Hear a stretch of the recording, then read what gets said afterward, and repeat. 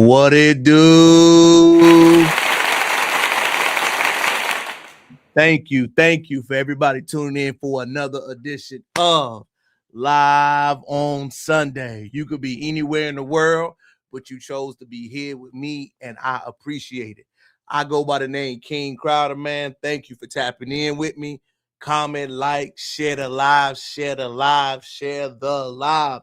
First thing, man, like I always do on my Sundays, book of the week. This one, if you want to learn how to deal with people, how to operate with people, how to cultivate relationships, how to understand people from different perspectives, backgrounds, this is a phenomenal book by Robert Greene, Laws of Human Nature.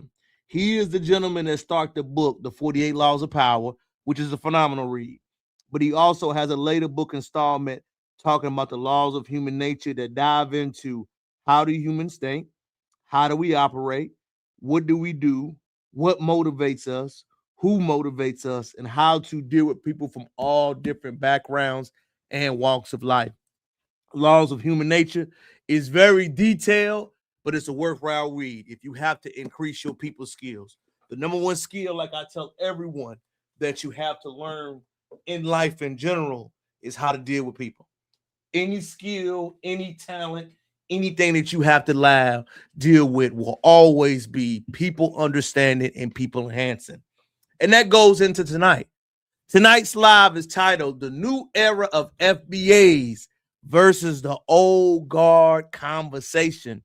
Roland Martin and the others are not going to like this. The reason why this conversation came about to me this week, y'all, is because really I had to go and watch a lot of national cable movie broadcasts. And when you watch the cable news networks, y'all, I know we live on the internet. I know we're the hip foundation. We are aware of what's going on in the streets. But if you actually watch cable news TV, y'all, it is shocking how different the generational gap is from older Black Americans to the new FBA energy 35 and under. We don't speak, talk, think, or operate the same. Why is this important that I'm bringing this up? Most of the grassroots media is unified. Most of the Black media that we see is codified. Remember, it is not for the people that are codified that we have these conversations. We have to re-educate, re-inform, reteach, regather, and re-break down our steps to make them worthy. But the biggest thing that I love that I saw while watching the online media was a young brother, shout out to him, that goes by Melrose Audio Media. If you haven't seen it, I want to play it to give him his flowers. I want to be sure that I'm going to skip it ahead a little bit so the brother can start talking. Your mind. Step up, tell us your name, and briefly, what's on your mind? Hey, yo, as I look around this room, if you're 35 years old or younger, raise your hand. 4 people. So here's the thing. Y'all in trouble. Yesterday, you had Al Green up here talking about we need a Secretary of Reconciliation, and then that's going to include what he said was reparations, which, by the way, wasn't reparations. Reparations is more than a check, but the very first thing it is a check. And come this year during the midterms and in 2028, if you don't have our check, you won't get no vote. No check, no vote. Yeah, I know that ain't what you want to hear, but that's what's happening.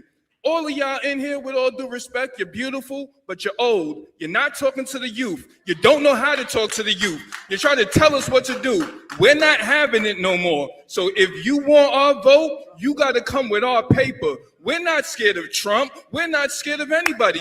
Biden is a racist. Trump is a racist. Kamala is a racist. And if you don't have our money, you don't get our vote. Yeah, not. Who are you? The reason why that was such a groundbreaking moment, ladies and gentlemen, I actually had some of my relatives hit me up and ask me about this. Grandmothers, church forgoers, other people in our family.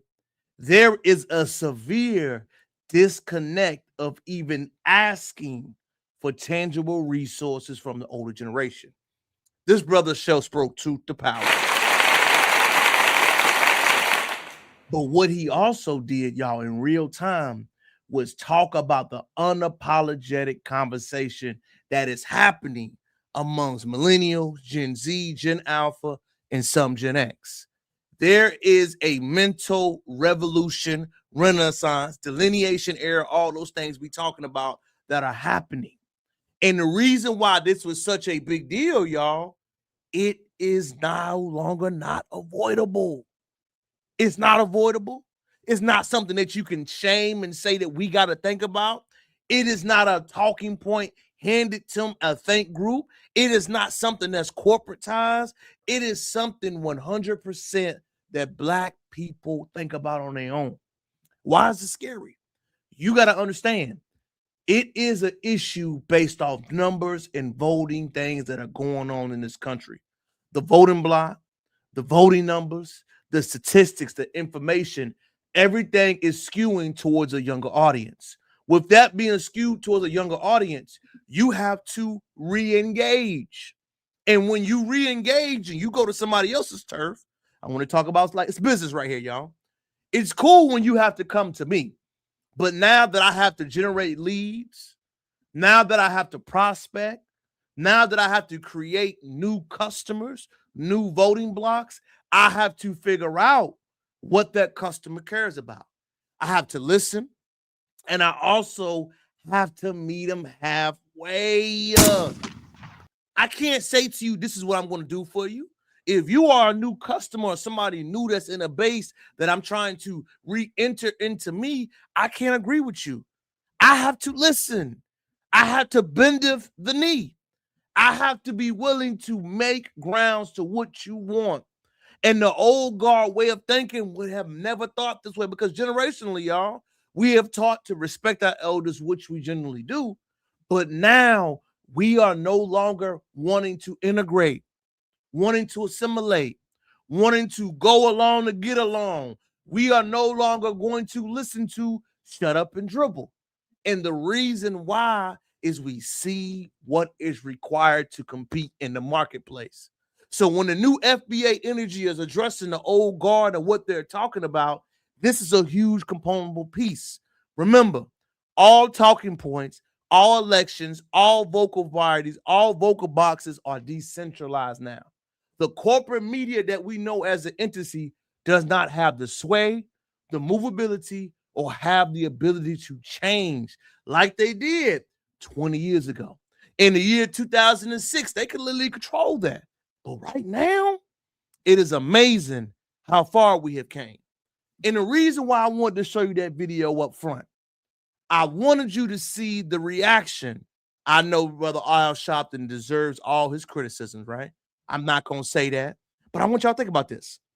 This brother was a civil rights in the program, in the streets, one of the ones that was moving and grooving, making things happen.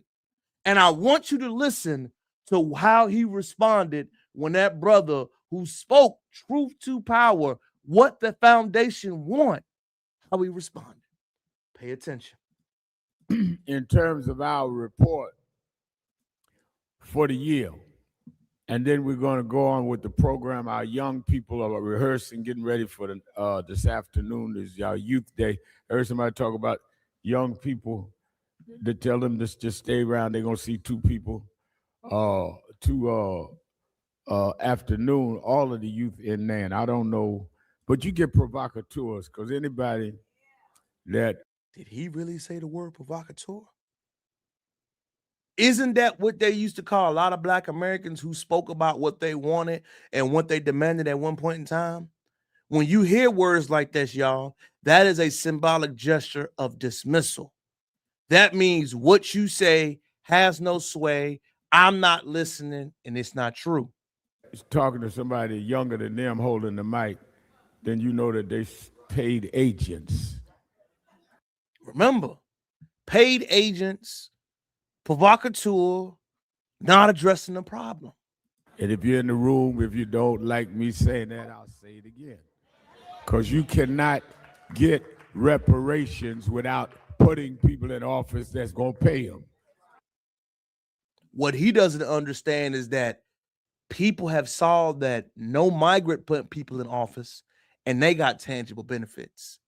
That notion would have worked if we didn't see it happen for people who were not even citizens. That notion would have worked 5 years ago if nobody got benefits that weren't even belong to be here. But now that we have seen, not heard, not read, we have saw with our two eyes who have gotten support and monetary benefit in real time. You can't make me see that or unhear that. So talk that ignorance somewhere else. And pay attention, y'all. The word ignorance is used, especially for my older generation, to not address the problem. Follow me. You don't want to talk about how you disrespected me or hurt my feelings. I'm going to say it's ignorant to pivot the conversation and not address the issue. You're going to say I'm ignorant because I don't like your tone. What you're actually saying is that the tone that you're using to address something that needs to happen, I don't like it. So I'm going to pivot, deflect, and move away from that conversation. No, Brother Sharpton. The same talking points you use on younger black men who are vocally expressing themselves about the treatment of the foundation was said against you in the civil rights movement. That's the irony of it. You heard this brother flatly be dismissed publicly, and what you decide to do is the same exact thing they did to you during the civil rights era. Let's let it keep cooking.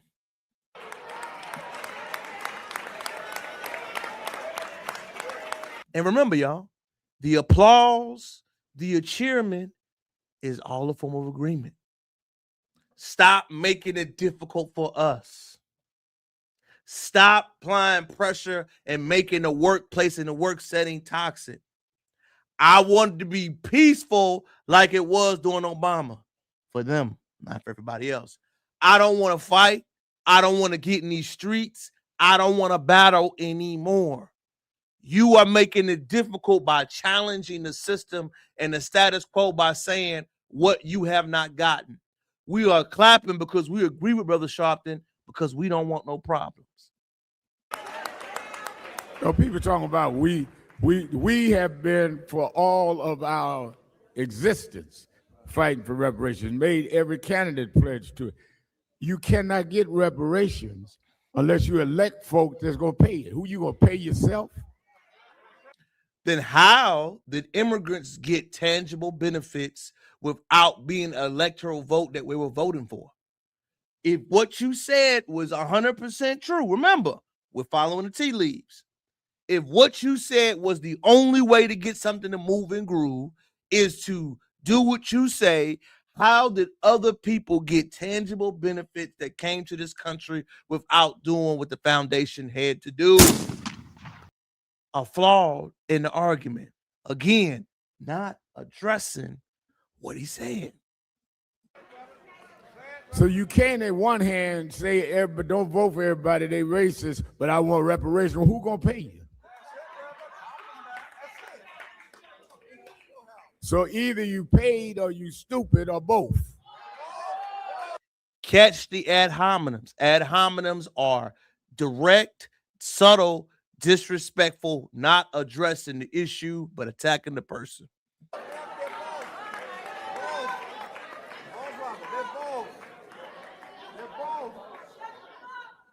I mean, I don't see nobody standing up. I didn't see whoever it was, but yeah, okay. You didn't see, but he heard you. You heard him. You didn't see who the brother was, but he definitely stuck you in the chest. That definitely hit home based off your reaction. That truth that brother was saying hit deep. It hit deep because in that moment you realize how far the differences of philosophy we are. In that moment, amongst your peers, amongst your age group, it was safe. But once you had somebody that was a different ethnic young generation speaking about what the grassroots media speaks about, you felt uncomfortable. And when you felt uncomfortable, you know it's really happening. There's no way you can avoid the subject of reparations. There's no way you can avoid the subject about Black foundational justice. There's no way you can avoid these issues.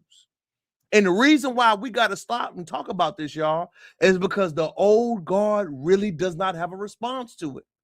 They don't have a response. I had my mother call me, son, why is it hostility? Ma, it's not hostility.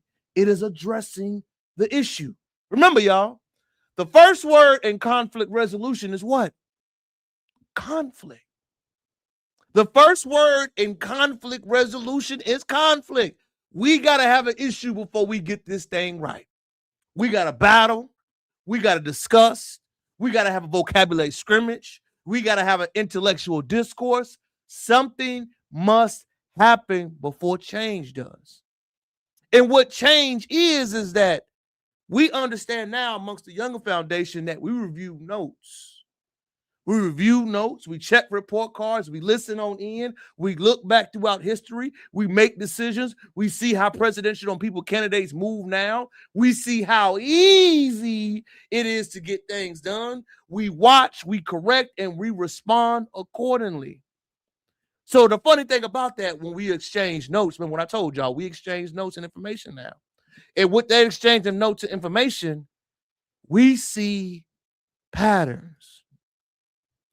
We see duplicates. We watch behavior. We listen. We try to pay attention. And we watch him with your actions. If you do not know who this gentleman is, he is governor of Maryland, Westmore. Pay attention to who he emulates. These are our taxpayer dollars that are being used to do this. This is, we are now watching how our gas prices continue to skyrocket. Energy prices continue to skyrocket. What it do, y'all? My bad. What it do? What's up, Claire? What's up, Nitro? Shout out to you. What it do? What it do? Shout out to you, Shamika. Shout out to your FBA auntie. I'm 66. Big facts, y'all. We just chopped it up. No age discrimination. All love. Shout out to y'all. Let's keep cooking. Groceries are more expensive. And we are doing this foreign war that none of us asked for, but it's being done in I want y'all to close your eyes and just listen to him and tell me who you hear. Our name. And so I think about the fact that as the president of the United States, and most importantly, as the commander in chief, you owe it to us. You owe it to who? Specifically. You owe what? Specifically, you owe it to us. You owe it to these soldiers, these sailors, these airmen, and the Marines. You owe it to them to make sure that, one, they need to know that any time that military force is used, that was the last resort. Anyone and any of these people who are thinking about 2028, I need to see that you're taking 2026 seriously. I don't want to hear woulda, coulda, shouldas. I'm going to say it, y'all, if y'all ain't got it yet. He reminds, talks, speaks, and mimics like Barack Obama. He looks that way. He talks that way. He responds that way. He comes across as inviting to me. Safe, easy to digest. Non-confrontational. Nobody that is going to go against the status quo. What Governor Westmore does not understand is Obama caught a once-in-a-lifetime lifeline that will not be replicated. What you're saying, who you are talking to, what you are saying was old, your feelings, your thought processes, you will be asked the direct question among the foundation. You want to know what the direct question is? Are you for or against linear-based reparations? There's no way to avoid it. You tried to answer earlier this year and it went terribly. I hear you talking, brother. But in the political space and avenue we are now, as much as y'all like to talk bad about Trump, that's the strategy, right? The one thing y'all don't want to admit that Trump does, and I'm not endorsing the brother, I'm not. He shows you that what you do for your base matters the most. If your base is going to be Black Americans, younger Black Americans, you have to do what they want, period. There is no way around that. You don't have to do it if it's popular. You don't have to do if people don't support it. You don't have to do any of those things. Throughout history, currently, right now, President Trump showed you. If I'm the president, I ride for my people. Good, bad, or indifferent, I can do that. So what Westmore represents is the clean cut, the safe, the neutral party, the presidential look. And what they don't understand is that that era is not there anymore, dog. Right now, we are in the era of American citizens first. So all that neutrality, be polished, look, speak a certain type of way, it will not transcend on the pavement. It will not transcend in the streets. People want to hear direct conversations, dog. People don't want to hear you mumbling over your words. People don't want to hear that bull job you spewing. No, sir. You got to be 100, direct, candid, and overall, you got to be transparent. Good, bad, or indifferent. That is what the streets want. That is why everything as far as those big media things are not supported. They're not. And it's kind of funny. I heard the Al Sharpton. I heard the first brother speak openly. You hear Al Sharpton's rebuttal, and now you hear open governor speaking and explaining. I don't want to hear, well, what I would have done is,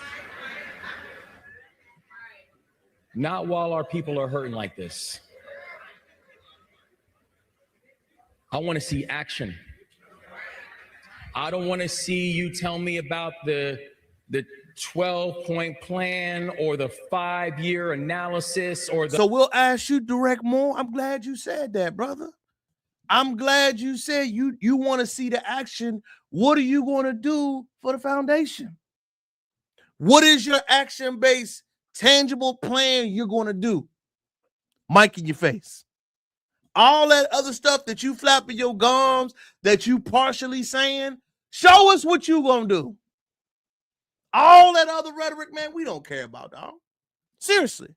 We hear you, but we are not responding, and that is partially and mainly the issue that you have. No. What are you doing right now to protect, to heal, and to build? Because if you show me what right is supposed to look like, then I can tell you whether or not I trust you with our future. And so I'm very clear and I'm locked in. I'm not just trying to win in November, but I'm telling you, in Maryland, we're going to send a message. We're going to send a message in Maryland. But I'm telling you, while I tell people, I'm hungry, but I'm not thirsty. You know, it's kind of funny, man. Even the humor is similar to Obama. And I really don't think that Westmore or a lot of the people that he's getting his talking points understand how different the world and what the expectations are. Why did I want you to see this? I wanted you to see this, y'all, because when we talk about the old guard thinking versus the new energy that we got to go on, we got to constantly update our files to hear, to see, to watch, and observe what they are doing. This brother is a potential Democratic presidential candidate. Being a potential Democratic presidential candidate, I want you to watch what he's going through. I want you to see the policies. I want you to ask the tough questions, and I want you to have the intellectual discourse with these individuals. What do I mean is when they have a forum, you go. What I mean is when they have an email open, you send. When you have a phone or anything else, y'all, these people are voted to represent your interests. If you don't know, I'm going to give you a crash course. Remember, the representative is put into office to vote on your initiatives. Remember, you represent me. I vote for you to represent my interests. Voting is a strictly individualized issue. That's why you can't be aligned a lot of the time. That's why people try to shame you this, you MAGA. Man, don't worry about that. You are supposed to vote for your best interests. Because politics, I'm going to summarize it for you. Politics is the subject of who gets what. Who gets this funding? Who gets this tax incentive? Who gets this resource? Who gets this new program? What county or what zip codes get this check invested into them? Whenever you hear the story of politics, I want you to break it down quickly into the subject of who gets what. So these leaders, the people that we're voting for, do represent what we get. So the first question we should always ask is, what are we getting? Not symbolic, not a gesture. The message will be out of office soon. Big facts, y'all. Happy that Nitro, I don't blame you, a powerful younger fact. But like I said, y'all, let's keep going. That is the whole initiative, conversation, and things we got to lean into. Because if not, y'all, like I'm going to tell y'all, it's not that I'm just sharing this message, that I'm showing these videos. I want you to always check your notes. And when we check our notes, we got to review. We got to review what people are saying. And as I got the brother in the thumbnail tonight, his subject and his talking point was scaremongering. It's insulting. Whenever Brother Roland speaks to younger foundational Black Americans, it's insulting. It's belittle. It's talking down to. It's you are dumb. It's F word this. It is never, let me hear you out. Because as a leader in my life, among my family, among my children, among my household, among the whole crowd of gangs, shout out to the Crowders. As you lead your family, the number one rule you got to learn as a leader, ladies and gentlemen, is you have to listen. It's kind of funny. The more you lead, the less you talk and the less you do. Because the people up under you will want to do the things. They just want to run the idea by you. Follow me. If you are a leader among anybody, your number one job is to listen to your people. It's to be in the field with them. It's to talk with them. It's to engage with them. It's to have intellectual discourse with them. It's to have uncomfortable conversations with them. But it is never to insult your audience, your customers, your employees, your coworkers, your initiatives. Your job is always to listen. So when you have these older philosophy thinking from the old guard who think it's funny, it's laughable, who think it's hyperbolic to speak down to you, no matter your background, no matter your economic status, no matter what you're going to, it is our job, if you are a leader, to listen, not to judge, not to talk shit, not to cast, but to listen and hear you out. And I want you to hear what these old guards say to people who do not want to hear them out. That means the legislation has to go through them. So that's why I'm trying to get people to understand how one vote, how they vote in this election will have broader implications across the country for public policy and Black political power. And I want to ask y'all a question, y'all. How we've been voting, everything that we've been trying to do, tell me the power move of the philosophy that you've been going into. How has it benefited us? Let's go. I hear you. You've been in office. You've been giving rhetoric. You've been giving your talking points. You've been expressing your point of view from your philosophy, Mr. Martin, which I will never disrespect you because you are elder. People older than you can. But seriously, from your philosophy, as we've graded it for the past 3 elections, national and local, what would you grade it? Would you think we've made progress? Do you think that black citizens have got it what they wanted? Do you think that most black voters, younger and older, are heard? Do you think they feel valued? Do you think the black constituents that you are requesting to support, honor, and vote for people that you say, would you grade them, and what is the grade you will have on what they did specifically for black people? We're not talking about in general. We're not talking about a big old overview. We're not talking about a lift all program. Let's keep it 1,000. Let's lay it on the pavement. As we lay it on the pavement, as we sit it down, as we have an honest conversation, what would you grade them? Is it passing? Is it an F? Is it an A+ for all goals and all progress is made in a positive direction? If we look at our children, are they being supported? If we look at our schools, are they being funded? If we look at our tax dollars, are they being reinvested in us? Those are the questions that younger black Americans are asking. We are asking because the numbers are there. We go outside of our community, we see. We look out and see with the migrants, we see who's working at these jobs. We look at the solar programs of the people around us. We're looking and we're asking. And this is just me, y'all. Growing up in this country, family raised in this country, former descendant of slaves, earned from the freedom lots of land, moved all around, tried to be aspirational, growing, figuring things out. But do the average brother and sister have the opportunity that was promised to us? Or are we in a worse situation that we've ever been?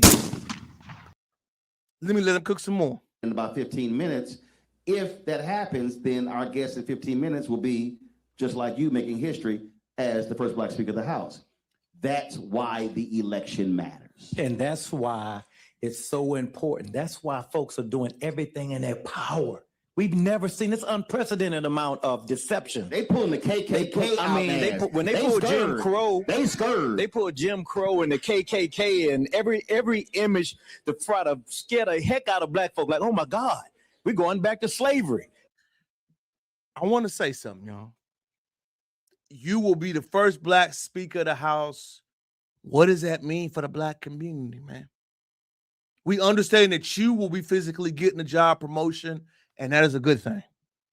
But when I'm asking you, you getting into the Speaker of the House at Virginia State University, shout out to Petersburg, VA, not too far from Hampton, the HBCU, y'all, if you didn't know, what the hell does that got to do with us? You're on the program talking about what you will get, what you want, what you expect, but you are not leading with what you will do. Roland is not leading about, yo, I'm the Speaker of the House. This is what I will be advocating for. This is what I will be championing for. This is what I will throw out there, those initiatives. When you make that statement that you are getting a promotion, phenomenal. Congratulations. I hope you get it. When you get that promotion, what would that do for the foundation? You have to understand, moving forward, this question will be at the frontal lobe, the front mind amongst all of us. The foundation are changing notes. We watching. We know what the Speaker of the House does. He introduces new legislation. Will you introduce reparations? Will you introduce an anti-black crime bill? Will you introduce a data center to watch black hate crime and statistics? Will you introduce federal law legislation to hit those type of things? You have that ability. It might be unpopular. Everything Trump do is unpopular. Everything that they've done is unpopular, but they still do it. That's the key that we got to understand in real time, in real lane. This got to be Steve Harvey. So that's actually funny, though. I'll give you that. But no Steve Harvey. My father's name is Herb. Shout out to my father. Love you, daddy. Herb, man, that's my daddy. Delineate. You always say that, Terrence. You always say that. But let's keep cooking, y'all. I'm gonna go on and let the brother play some more before we keep talking, man. Yeah, that's how much they're lying right now. And so it's so incumbent upon us right now that we get out and do everything that we can to vote, because Texas, basically, Trump called Texas and said, I need 4 or 5 seats. Get them for me. And they did it. And they did it in a... You know why they did it? Because he delivers on what they're going to tell him to do. Remember, Trump is a business guy. Shady, not denying that. Unethical, not denying that. Not supported, does things that are unpopular, not denying any of those things. But you know what he does? He delivers. He introduces. He's not afraid to lean into his base. He's not afraid to do what's unpopular. He is not above standing on what the white folks want and what the white folks demand. And you got to respect that. You ain't got to like it, but you got to respect that. You got to respect what he says he is going to do and is going to happen. So when you are mentioning what Trump does, Trump gives back to his voters. Trump said, free the guys. Trump said, I'm going to give you money. Trump said, I'm going to flood the streets. Trump said, I'm going to give my people jobs. Trump said, we're going to address that Latino speaking issue. We're going to make English an official language. Not saying you got to agree with that. What I am saying is that he is giving his base what they want. That's the flat line.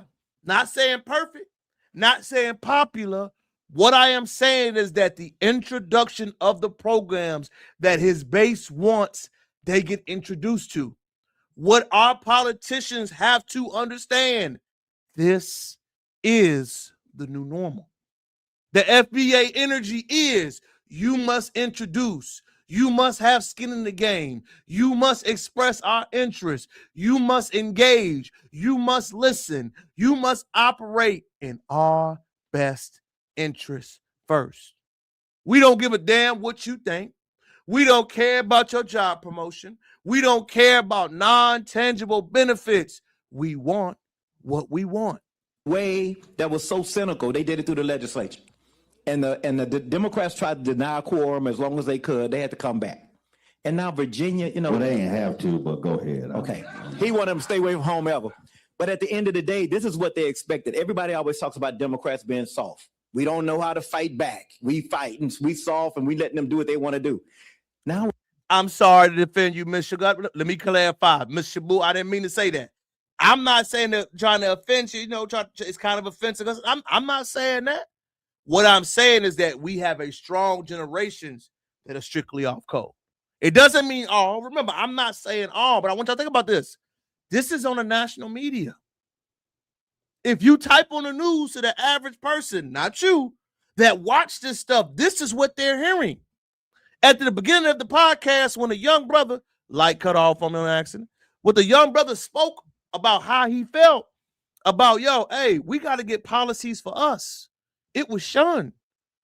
My mother, church lady, y'all, she ain't tapped in. They worried about their religion, their spirituality, church picnics, which is a good thing. But what I'm saying is that the topics that we are talking about are radical in their circles. When she hears me say, I'm not voting unless I get something tangible, that's radical.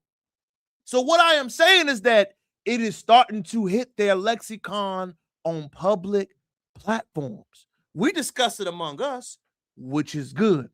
But now the message is going out. And why is that scary?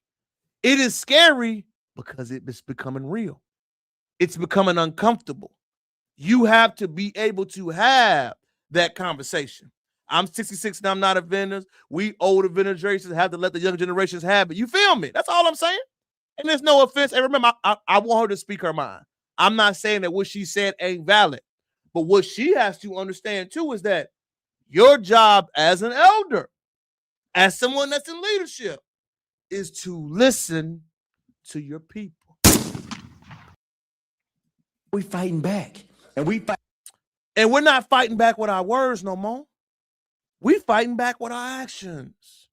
The old guard, remember, symbolism worked for you Being the first black work for you. Being invited work for you. Being accepted work for you. Having white friends work for you. If you are a younger person under the age of 40, we don't give a damn about that. I tell people all the time, that's kind of funny, man. Work, colleagues, all of that, right? I don't think I really have an integrated work life. I do. But I want you to ask yourself that. Do you have an integrated personal life like that? Or do you stay amongst your people? Do you eat at certain places? Do you dine at certain establishments? Do you have the ability to go to certain locations? Think about it, y'all. Outside of your work environment and workplace, what does your partner look like? I have black children. I have black friends. I got a black lady. I got black mama, sisters, cousins, everything. Most of my life I spend around us, and this is not a anti-rant. What I am saying is that we have made choices in our life that what was beneficial to the older generation does not work for us. I don't want to eat at their restaurant. I don't want to do those type of things. I am happy within my community, with my people, my music, my circle. So what I want is benefits for us. The integration mentality that I want to get along, I want to be inclusive, and all of that does not work anymore.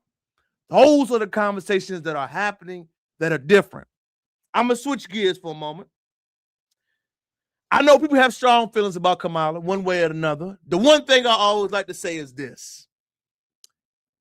She was selected. She was not supported from us. She was inserted in that position to be president. Her life she lived, the choices she's made, the people she so chooses to associate with have determined how she is aligned. She married a white man. This is what it is.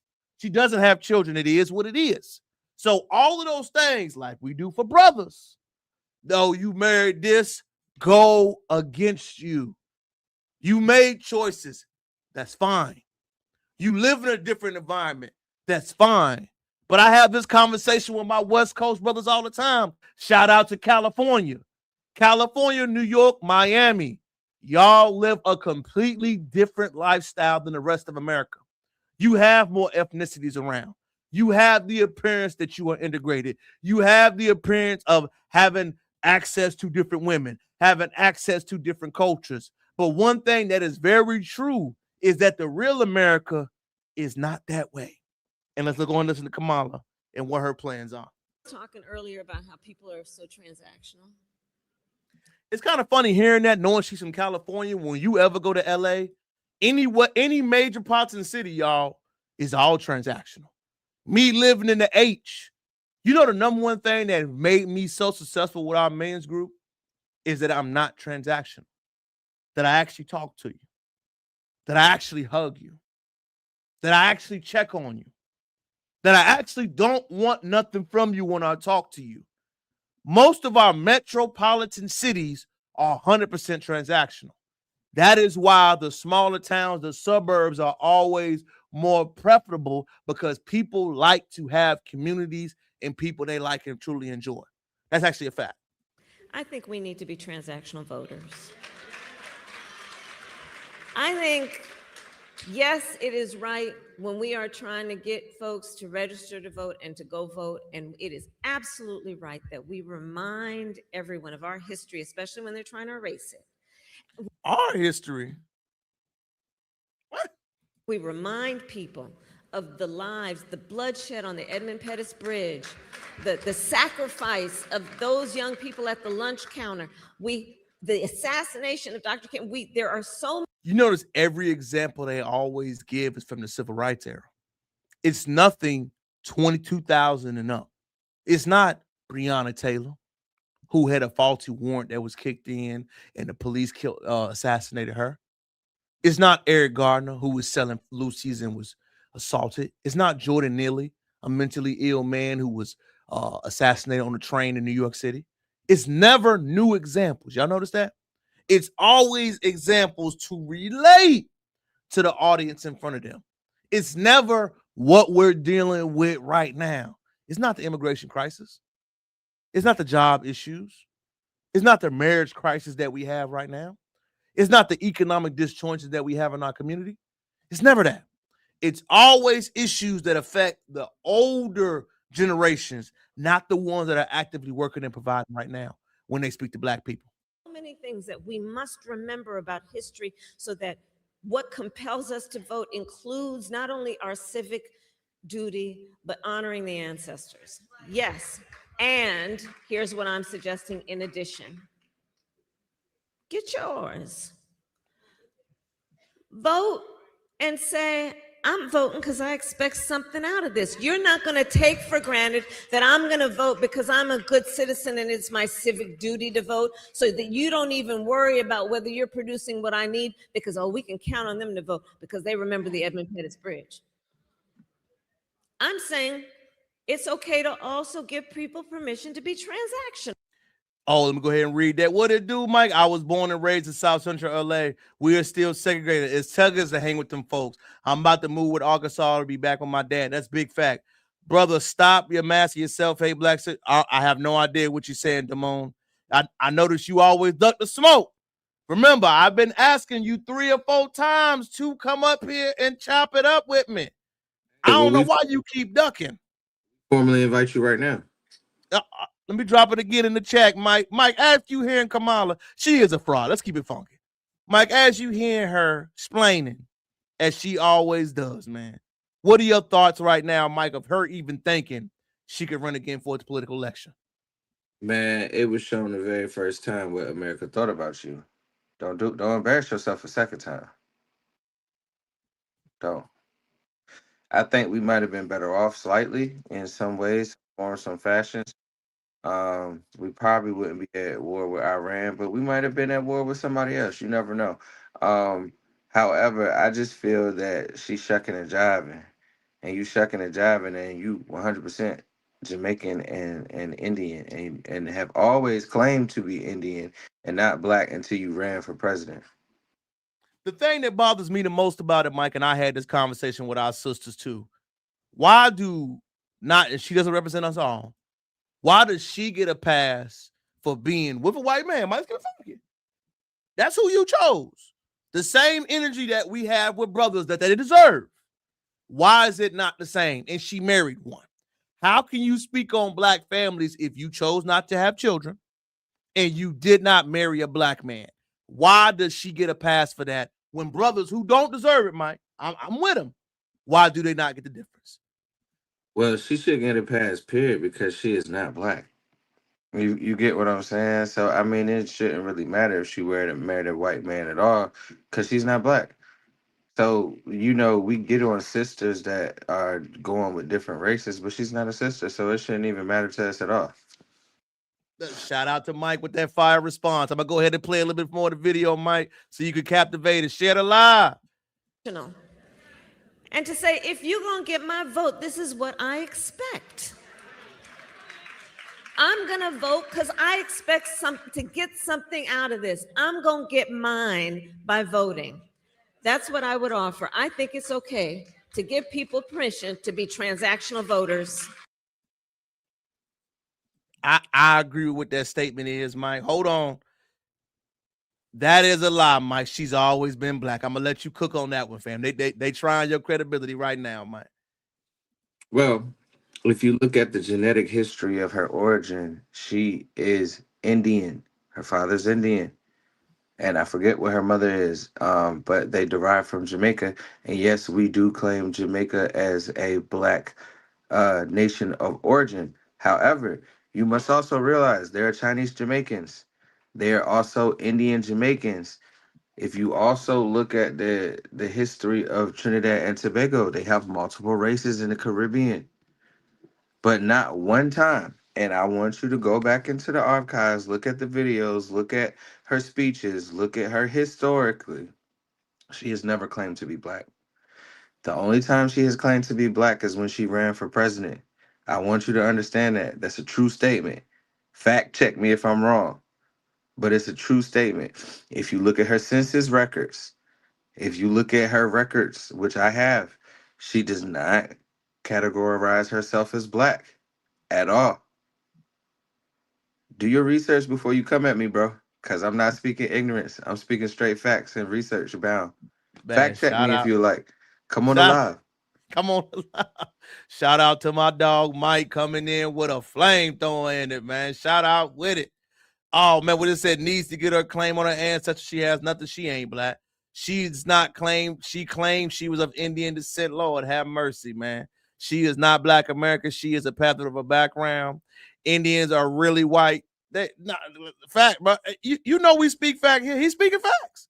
That's what she chose to me, y'all. It's just is blatant like this. You have made your effort. You have made your results. She is not claiming to be Black American. She's claiming to have gender pathology background.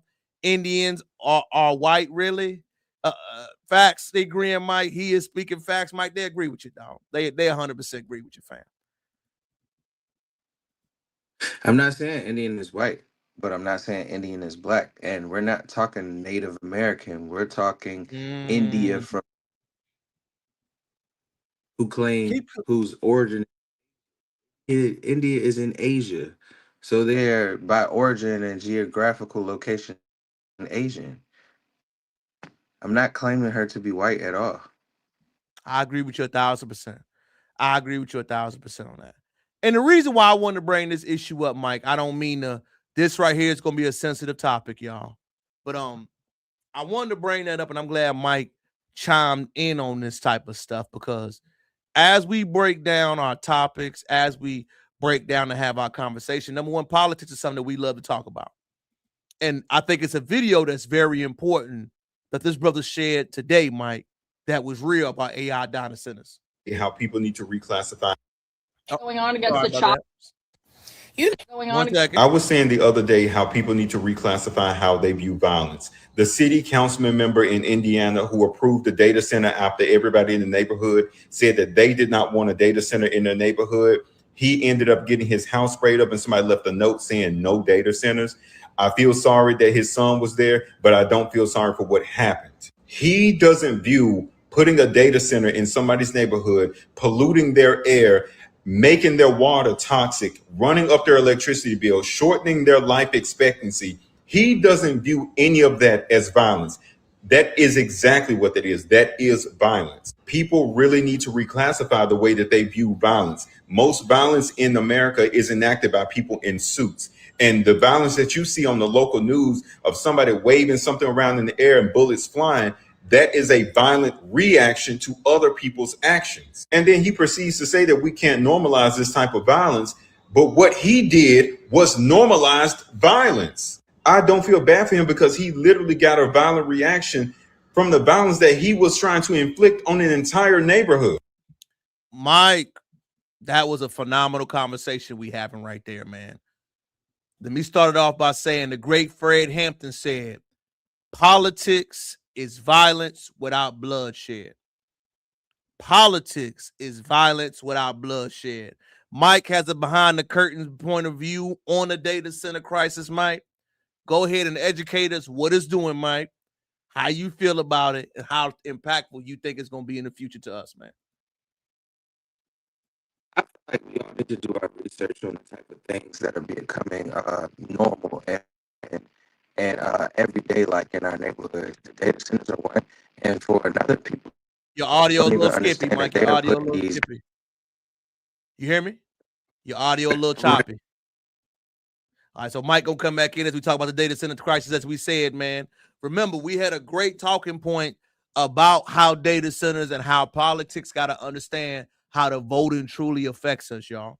People got to understand what you vote for has consequences. The people you vote for, the people you support. Let me hear it down, Mike. I'm back. Does that sound better?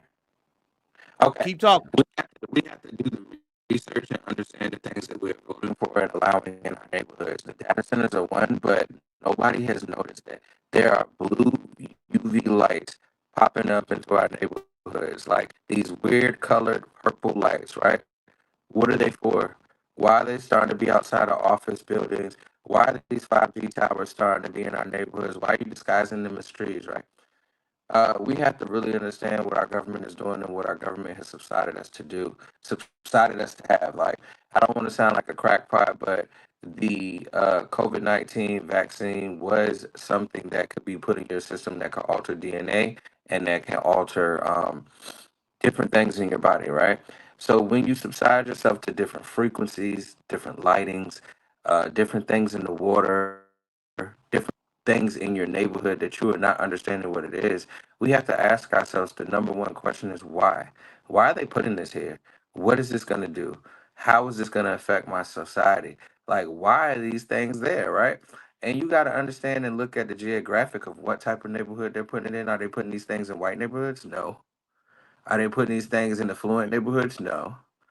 They are putting these things into our neighborhood because we are being tested. We're being experimented on a daily basis, and no one understands what we have going Hey, on.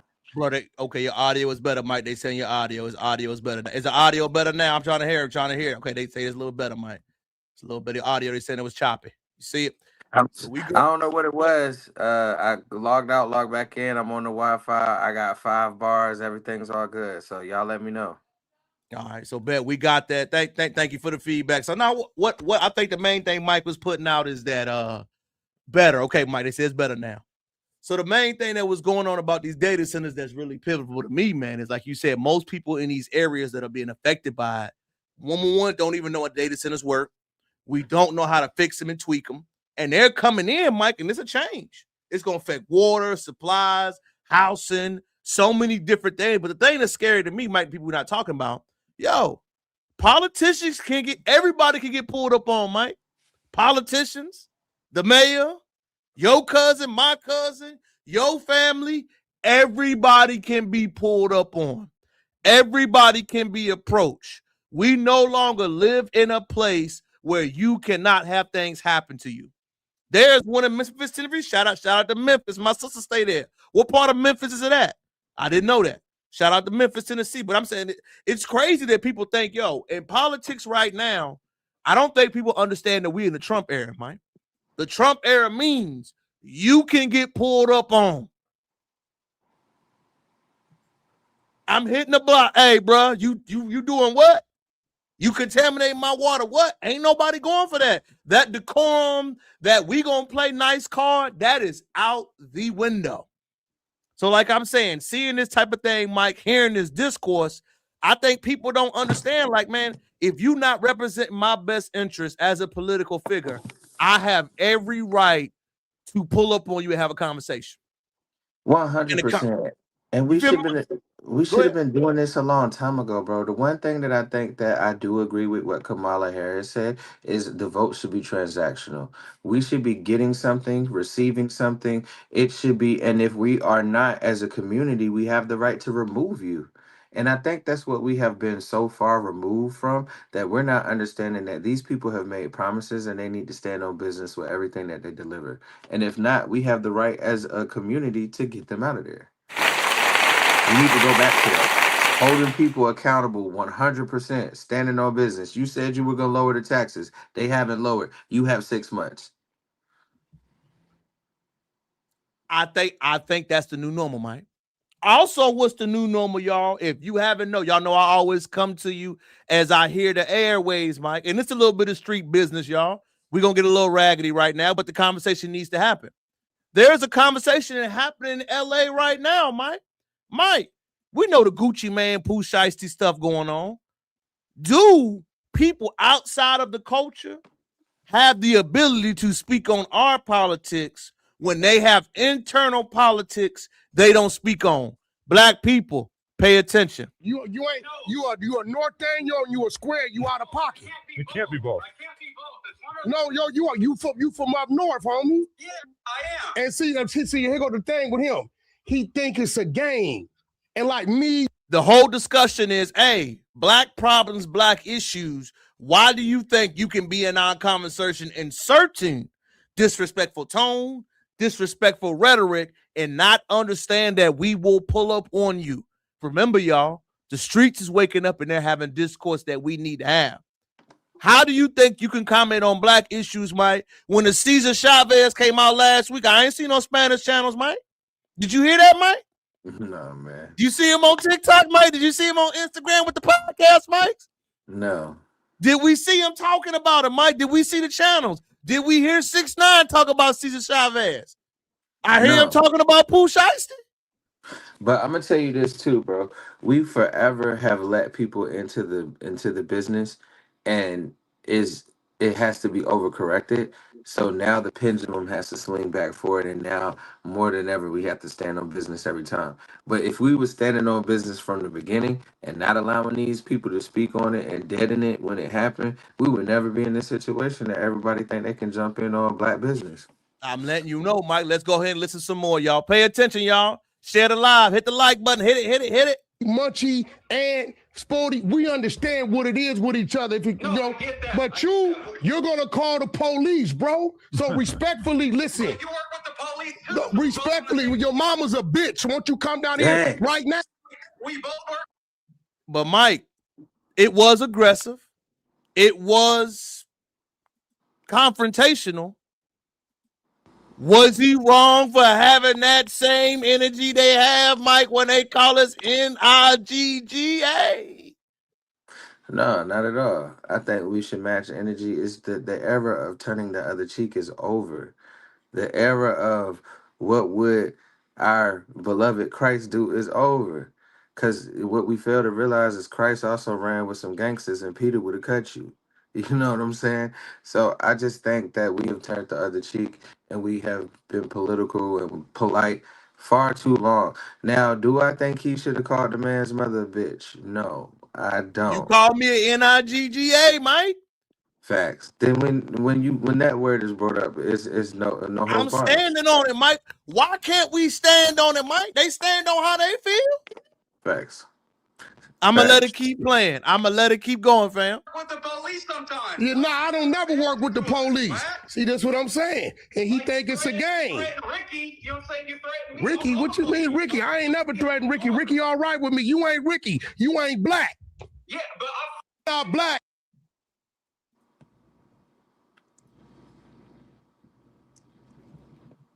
I'm gonna let it keep going, but I think this is a point that we really gotta have a talk about.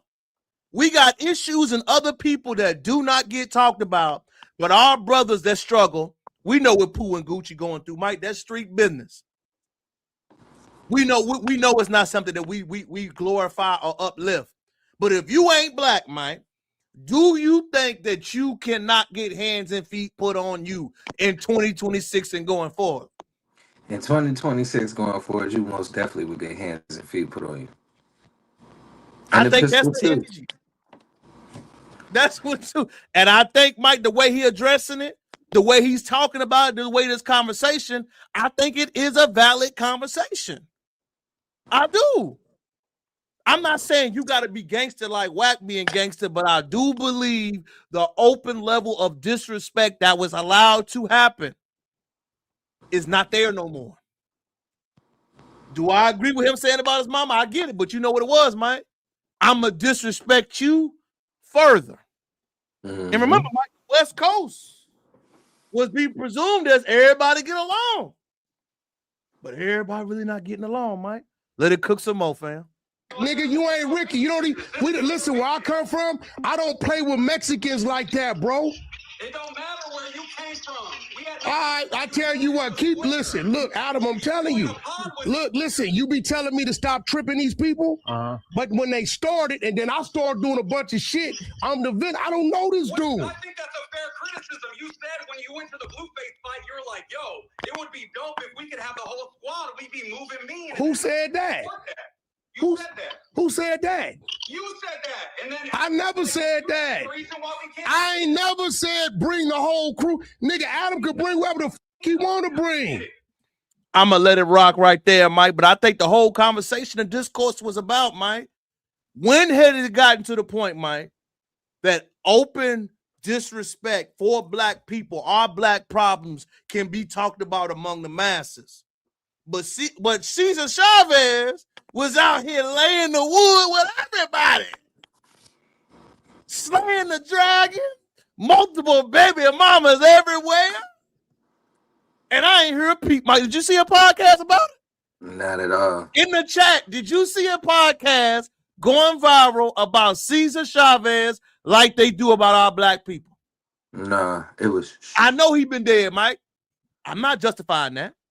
I'm saying, why is the energy different?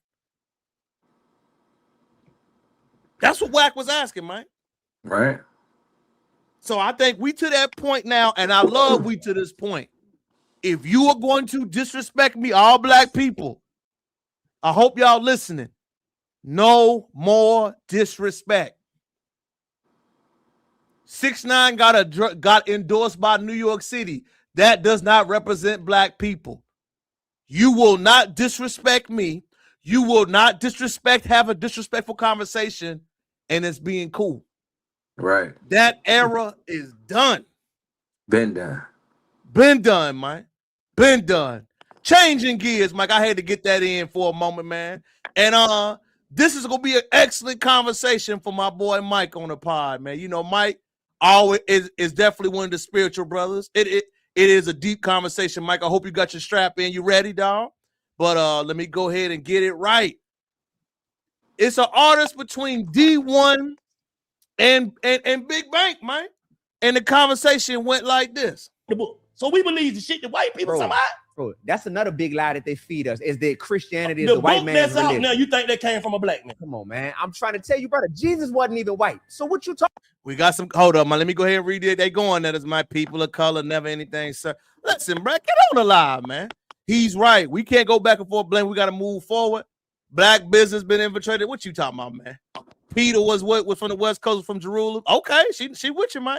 One Mexican called us an NIG son. Hey, it never happened again. Big facts. That's where we at now. As white people watch this facts. I'll talk about who, man. Look, this person right here about to get. I'll talk about Reverend Najah. What are you talking about, bro? Let me let it cook for you, Mike. Hold on, let me go back. White person wrote the book, so we believe the shit that white people somehow. Bro, that's another big lie that they feed us, is that Christianity is the white book man's that's out religion. now, you think that came from a black man? Come on, man. I'm trying to tell you, brother, Jesus wasn't even white. So what you talking about? All right, but so they don't read. He white on pictures. On certain people pictures who try to twist the narrative. Man, and he black, stop it, he man. black on other pictures. You think if they twist the picture, they ain't twist the story? Bro. Yes, in certain ways, people have. So how we? the story. So do we believe? But what they didn't twist is the reality that They didn't Jesus. twist faith. You don't. Your faith should never get shaken, No, they didn't. or your spirituality should never be shaken. Mike, the conversation is happening in real time. Mike, as a spiritual brother, is the church as an entity outdated? Does it still work based on all the foolishness we see going on right now, Mike? That was the gist of a conversation. Big Bank saying, yo, I live in Atlanta. What are they doing for the streets? What are they doing for the community? How's my volume, everybody? Is the audio good, Terrell? Yeah, audio good, dog. Go ahead, cook up. Okay, cool. So the first thing I want to say that is we have a misconstrued thought process of what the church actually is. The church is within yourself. The church is not a building. The building is assembly. We have to remember that the building is assembly. But the church, spirituality is within yourself. The temple of God is within you. God is within you. The Holy Trinity is within you. You are a God, little g, right? I think that to answer your question, I think we have gotten so far from what it is that we really need to be doing as delivering the word of God. The word of God is true, right? And the book is truth. The Ethiopian Bible is older than the National Christianity Bible for sure, and it was traces of Christianity in Africa before we even knew what Christianity was, right? It was different though. There's books taken out of the Bible. The King James Version is just the most popular version that was translated, right? But there's other books and other versions that's translated. But I digress. The church, to me, the system, the organized religion, to me, is dead. It's a lot of hypocrisy. We're seeing false idols, false prophets. But if you read your word, we are in the time of revelation and that these things shall happen, right? You have to be true to the word. Stop listening to all these preachers asking for $20,000. Like, we're getting far away from it. Really and truly, what religion is believing in God and believing that He's saved and Jesus died for our sins, right?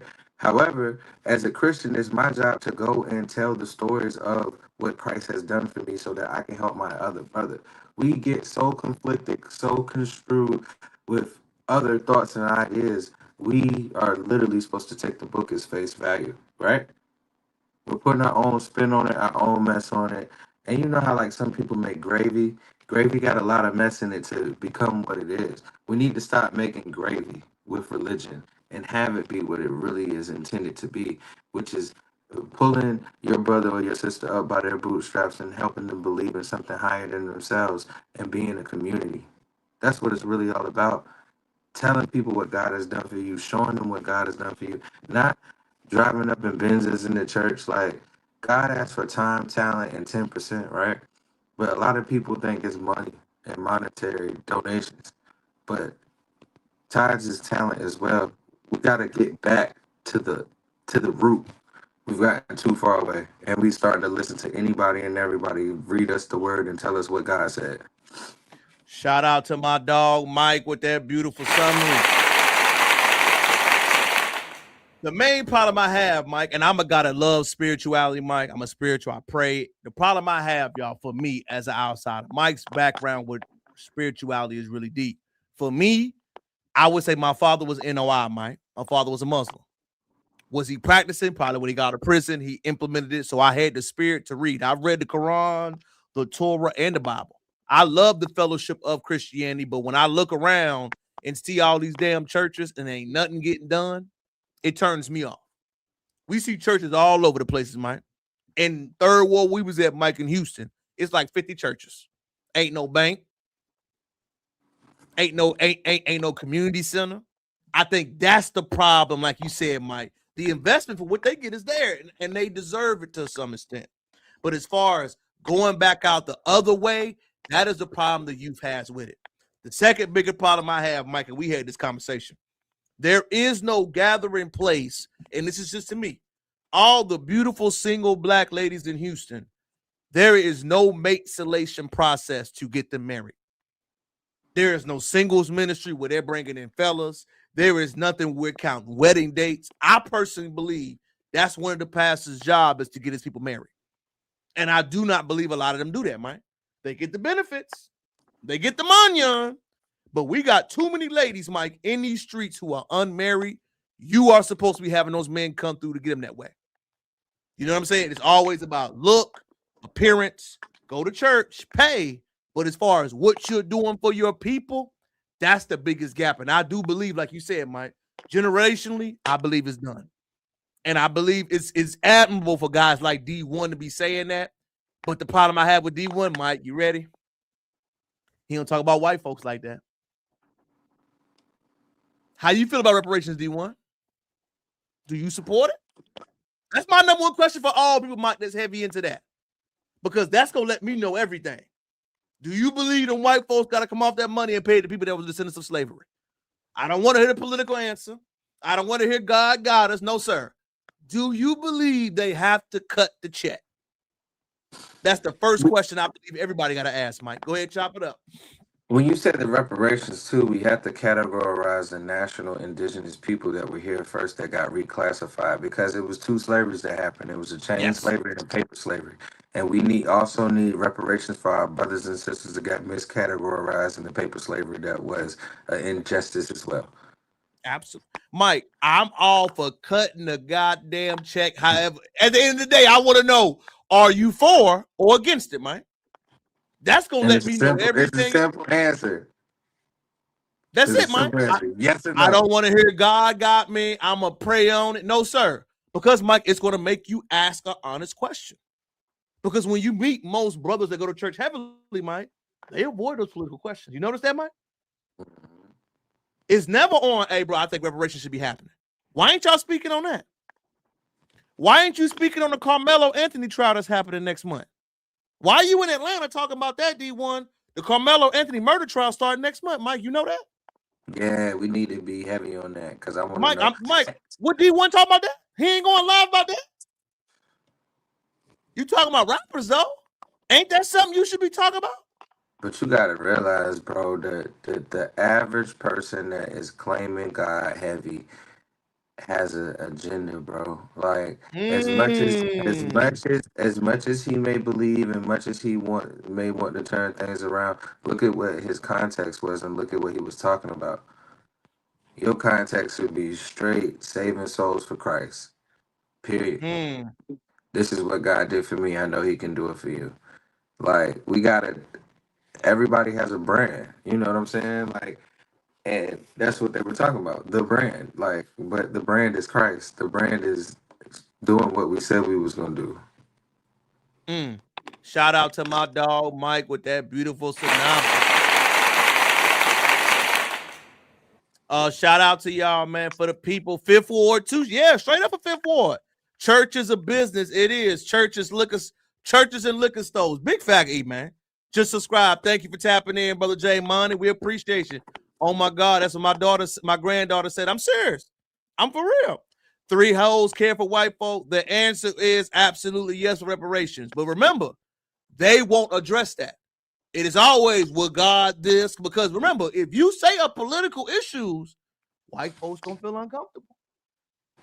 I always tell Mike, that's my number one question I ask all of them. Cut the damn check. All that other stuff, I don't care. I wonder how they get enough money to pay through their pain and suffering. We ain't worried about that right now, Mike. Mike, somebody dropped a flyer, Mike, and it made me feel old. You know, my dog Mike is definitely the music head of Coachella, Mike, when our first year of college. And look at the headliner, Mike. And, you gotta read it to me, bro. It's kind of small. all right, Coachella, Mike, Indie Conference 2013, Mike.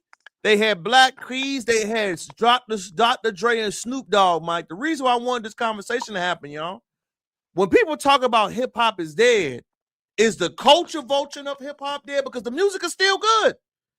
I think Main Street Drake version of music exploitation is gone. You know what I'm saying? But as far as the streets, the grassroots, the hip hop that we love, Mike, I feel like it's still there. So when you have podcasts pushing that issue, Mike, because Drake lost, let's keep it funky, Mike. They're pushing it because Drake lost to Kendrick. How do you feel about that, Dom? I feel that we gotta stop pushing the weakness, right? Eventually, we gotta just stop accepting it, and understanding that shit is whack. That shit is whack. It's not culture, but we have to continue to push what hip hop was and what the music industry is trying to take away from us. We have to get back to the grassroots of understanding the originality of the music. We cannot let it die, and we cannot let other people thrive and steal and pillage, right? That's what Kendrick was trying to convey. So let's put it back and take a step back and really have it be artistry, really have it be poetry in musical form, and get back to what it used to be without the. It's always going to be a culture vulture, right? But it's up to us if we're going to give them the dollars and the spins. I think what hip hop is now for all my black folk is all of the Drake style artists can no longer culture vote off of it. That's why Jake Harlow flopped. His album came and went, Mike. People don't know that. All those artists that are posing the 6ix9ine, the certain Mexican artists, if you are not on code with our issues, our talking points, you cannot thrive in our sectors. You cannot. That's the issue. And I mean, everybody should have a space, but at the same time, the space should be limited. But remember, Mike, they in our spaces, Mike. They're not in their spaces. Like Wax on the West Coast. If you ain't talking right, cancel. That's what we doing when people talk about Jews. So if you ain't talking right for blacks, why we ain't canceling? And this is another phenomenal conversation, Mike, separate from what we were talking about. People are really surprised by the police being the police, Mike. Let's pay attention. What I was trying to figure out too, y'all, and it just hit me.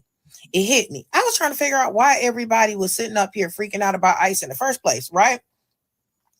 And somebody here just came in my comments and they were like, yeah, plenty of Americans work for ICE, because we was talking about how people keep attacking the black ICE agents when they're not even a majority of people working for ICE, right? All races are working for ICE. But anyway, the person said the problem with ICE is the abuse of power and the mistreatment of human beings. Okay. And I said, oh, it's starting to make sense. It's starting to make sense now of why these people was freaking out about ICE. Y'all didn't know how law enforcement really worked. Y'all didn't know how law enforcement really worked. And y'all thought that black people was bullshit, and when we told y'all how it worked for decades. Okay, so look. So boom, right? Y'all are flipping out because ICE is just walking around detaining people, and the people in y'all eyes are innocent and they're being detained anyway. Well, in law enforcement, it's not about if you are innocent or guilty. They are able to detain you, and then you later go to court and you prove, you have a hearing, you go to court, you prove if you are innocent or guilty, right? But it doesn't really matter if you are innocent or not. They still have the ability to detain you. That's what an arrest is. See, y'all thought that just because a person is arrested, they are guilty, right? When it pertains to black people.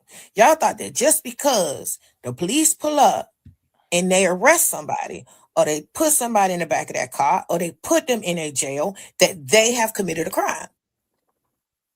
That's what it was. That's what it was. You know, just because we were black, we obviously were doing something wrong, because they would not have done that if they wouldn't have put us in there if we were innocent. Because y'all didn't know how the law, y'all didn't know how the law enforcement worked. Y'all didn't know how the legal system worked. That's what it was. Yeah, there are people who spend literally 2, 3, 4, 5 years in a county jail. Until they go to trial, or until the DA decides to just randomly dismiss the charges.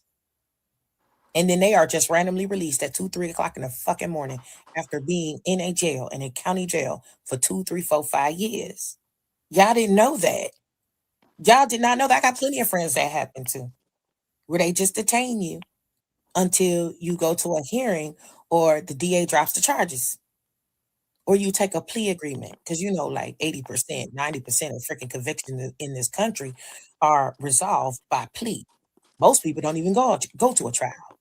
Okay, they hold you there until you're ready to sign a piece of paper and say you did some shit. Y'all didn't know that. Y'all did not know that.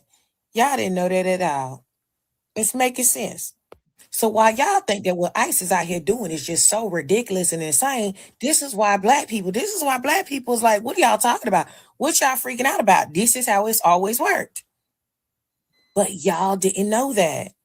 Y'all didn't know that. It's all making sense now. Let me start it off, Mike. They did know. Facts. They did. They just didn't care. They didn't care. Let's stop acting like this has been a surprise. NWA wrote a song, Mike, in 1989 called F the Police. What was he talking about in the song? Right. Listen to the lyrics. Read the song. Rodney King. We see it over and over again. The police has been moving this way. But remember, y'all, like the great artist Finesse 2 times said, it's okay when you do it. It's a problem when I do it. It was cool when they was hitting you niggas across the head, Mike. But now they hitting us. Oh, no. You can't hit me across the head like you hit Mike and Terrell. Oh, no. I know I'm not going for that, man. You hit me across my head now. Now I am inconvenienced. I learned something about people, man. They are okay as long as you do not inconvenience me. If you don't inconvenience me, if you don't remind me of what I do is a problem, as long as it doesn't hurt me, I'm okay with it. The moment that you inconvenience me, the moment that you hurt me, the moment that you cause a problem to my discomfort, the moment that you think that you can get over and affect me and my children is the moments the problems are residing. I don't give a damn about what you're going through, most people think.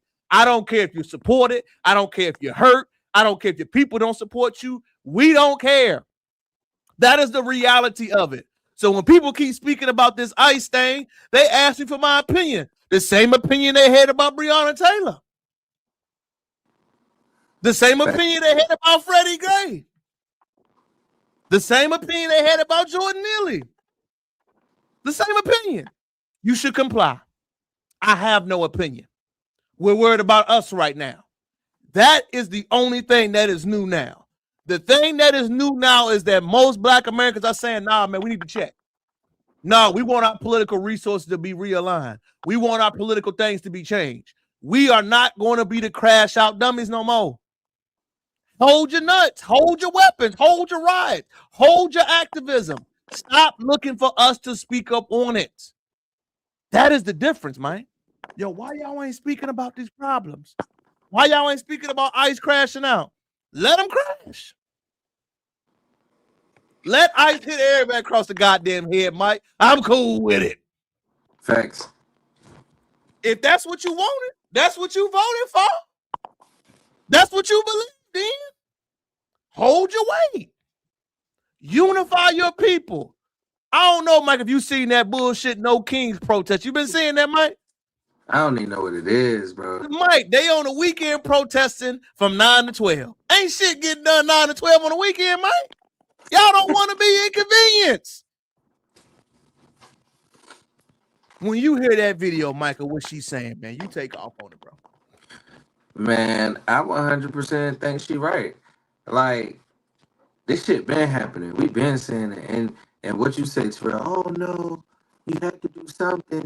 You should put your hands behind your back. The police wouldn't be doing it if they didn't have a reason to do it. Yeah, check this out. Now they doing it to another race. Now it's, oh my God. And I want everybody to realize this shit been happening for hundreds of years.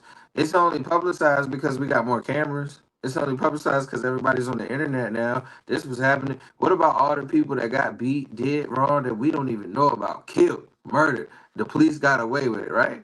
But it's a problem now. It's a problem now because it's happening to somebody other than black. It's been happening for 400 years to blacks, and we turn a blind eye. So okay, let's turn a blind eye to what ICE is doing. Shit. I feel the same way, Mike, and I tell you all the time. I still ain't seen the dogs out, Mike. The water hose. Where the water hose? Where the dogs at, Mike? Have y'all ever looked at them civil rights pictures, Mike? Why you letting them eat at the restaurant? Tell them go through the back door. Tell them they had to get their place to go. Tell them to drink out a certain water fountain. Tell them to drink. Tell them to sit in the back of the bus.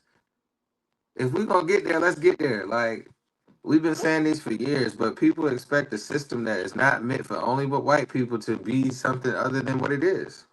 And I don't understand that. Hip hop is the ultimate culture coordination. Caribbeans, listen. Stop it. Hey, let me give you a lesson though. The lessons and the things that you were seeing, Clive Davis, like NWA, fuck the police and all the gangster rap and all the drug dealer rap and all the drug doing rap was founded and set up by somebody sitting in the office telling somebody else, hey, I think this would be a great idea. You know, we building them private prisons down the street. We need somebody to be in the private prisons. How can we get somebody to be in the private prisons? Let's affect the music. Y'all don't think that's real? Just like they put crack in our streets, they putting shit in our music to make us act this way. The frequencies are different. I agree with everything you said. I also think this, Mike. They were young kids talking about where they was from. We keep forgetting, y'all. They was in the heart of LA during the Rodney King era, Mike. All right. You know what them boys saw, Mike? Mike, we keep forgetting that Ice Cube and them were under the age of 21, Mike. They didn't know what the hell it, Mike. Under the age of 21, Mike. Becoming rap superstars. Did they really know what they was talking about, dog? No. But you know who do know what they talking about, Mike. Mike, I hope you got your strap on. I hope you tucked in, dog, because I know you're going to be elevated. Mike Ghana back at the table again, asking how can they get a piece of that check? Damn. Those who benefit. That's an European conception of harm. It's individualistic. So even though slavery was, slaves were exploited for the benefit of the state, even in America today, to be able to establish, that you to benefit from any arrangement that compensates you as a descendant of a slave, they must trace the root because it's individualistic. We Africans, it doesn't work like that. It doesn't work like that. You touch one, you touch all. All. That's how we. They get the check. So it should be continent wide. Wide. Or nation wide. No, it's continent. Continent wide. That's why. But he says. That's why for the first time, 56 African nations agreed were united in their belief that this is the way. But Manasseh says target the Caribbean, target the Black Americans. They are the ones who stuff it directly. They can trace it to their great grandfather who was put in a ship and moved from Elmina all the way to only God knows where. but not you, Inusa Fuseni, who is in Ghana, who was not affected in any way from Tamale. Those of our ancestors who could confer benefits on us, who were traded, who were moved to the United States, constituted a loss to us. Constituted a loss to us, whether within families or within nation states. Mike, I'm gonna let you get first dibs on that, family. I see you foaming at the mouth. Bro, He said they lost first. Bro, I just want to say you got to be such a sick individual to piggyback on the hurt and the trauma of somebody that's trying to get a justice of something that happened to them a long time ago. You have to be fucked up in the mind, a fucked up individual to be like, hey, I know y'all are fighting for this and we agree that it was atrocious. However, we need y'all to cut a check for us too because it started here first. Like, what the fuck, bro? If you ain't no bandwagon ass nigga, bro, like that shit is sickening. It's sickening for you to even have logic and reason behind why somebody in Ghana should get a check cut for the atrocities of slavery. But if we gonna be real, right? If they want to check, only really 1 million people came from over there. If they really want to check, the check really, if you want to be in the check conversation, the conversation stops very short because really and truly only a certain amount of people was taken from that land anyway. I keep saying we were reclassified. You know what I'm saying? So really and truly. Well, my number one thing too, Mike. Why ain't they talking about Brazilians, Caribbeans? Why is it only with us? Y'all ain't talking about cutting the check for Brazil. That's what most of the Africans win. Right. And they talking about it's individualistic. Yes, dummy, because it happened to us. Like what? Like I just don't understand. Like that's predatory behavior, and we need to watch out for those people that share that same mindset. Because it's absolutely positively crazy that you would think that you could like get any type of anything. Hey, Mike, that's Ghana's former president. That's their Barack Obama talking. This ain't no Joe Blow, Mike. Again, what does Obama think about reparations? We got presidents in Ghana talking about it. Talking about, yeah, bro, hey, they doing the Birdman hand rub, Mike. They doing the Birdman hand rub over there. Yeah, I'm going to leave my little 10% off the top. You're going to have to cut that check. But my thing for me, Mike, is this. And shout out to my dog, Mike, with that beautiful song. For me, y'all, the worst part is to have a family member that disrespects you, a cousin, and you know you disrespecting me. You know it's a problem, but you don't address it, but you expect me to, you expect me to do something for you. We got a problem, an issue that we need to handle. And instead of us handling like men, Mike, well, cuz you know we family. I know I stole from you, cuz, but you know we family. I know I sold dope to your mama, but I know we family. I know I did something inappropriate to your kids, but we family, Mike. We family at the end of the day. It ain't, I'm sorry. It ain't, let me get it right. It ain't, I'm going to try to do what I'm supposed to do, cuz, to make it right by you. It's, now forget all that. I need to get paid. Now, it all happened. They ain't offer a citizenship or nothing. Well, Mike, they don't want, remember, Mike, I tell people all the time, Mike, mixed feelings means no. Right. No message is a message. They are not giving those type of things, Mike, because they don't want to. You don't want to support us because that's how you truly feel. You don't want to engage. You don't want to show love, but you want to benefit. You want to get that money. You don't want to apologize to your cousin and say, I was wrong how I did your mama and them. I was wrong how I treated your mama and them. Y'all all got free flights to come over here and find out who y'all people were. Facts. You ain't doing that. What you saying is, hey, yeah, Mike, we got Juneteenth, though. It's $3,900. I know you got it. Come support your boy. Yeah, we got Omena castles. Ain't it the castle that y'all had the last people that were enslaved and y'all letting us walk through it? A trauma bonding experience? Yeah, you can come see it for $1,200. That's how exploitive, Mike, their culture is. We got to understand, y'all. In this country, like I tell people, Mike, when we talk about Jim Crow, the things that happened to us, we have to understand what that created was an ethnogenesis culturally.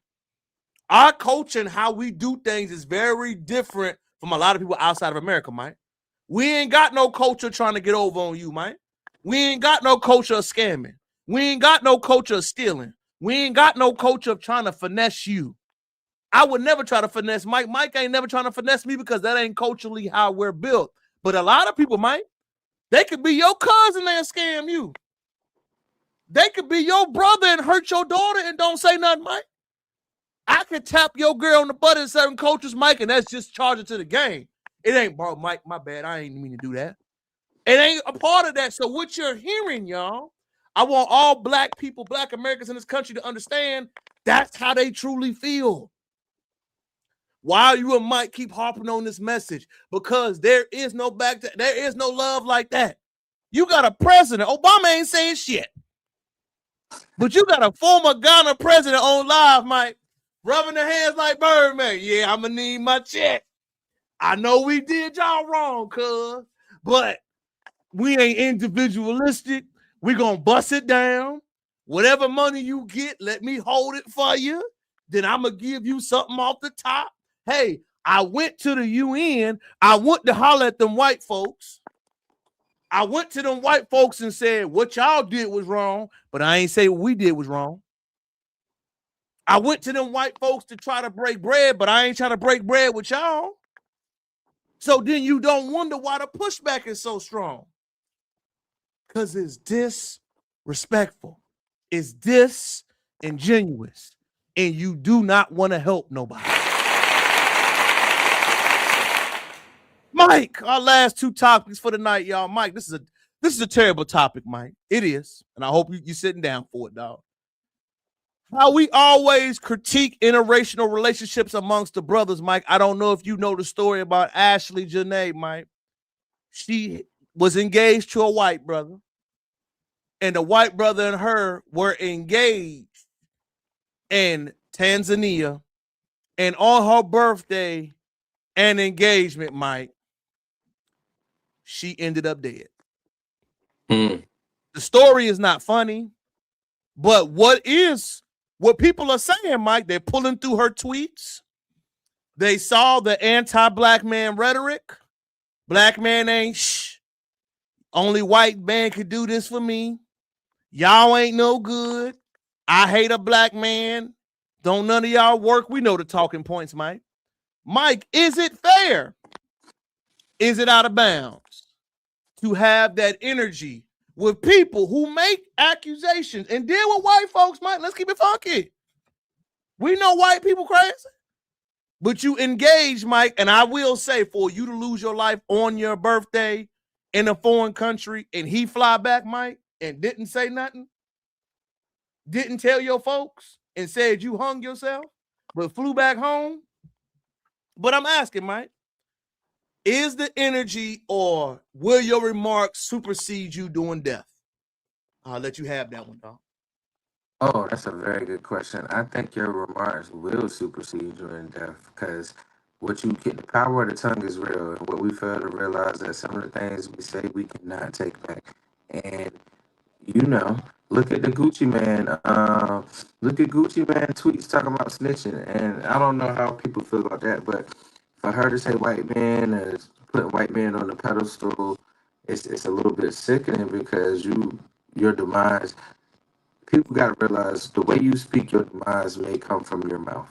And her demise 100% came from her tongue because she put the white man on the pedestal, killed the brother, stomped the brother down, and the white man was her demise due to the fact that he murdered her, or allegedly, right? However, I say that, and I hate to say it like this, but as our brother Malcolm would say, the chickens have came home to roost. In that situation, 100%, it shows what type of person you really are to have somebody pass away on you in another country and you come back solely by yourself.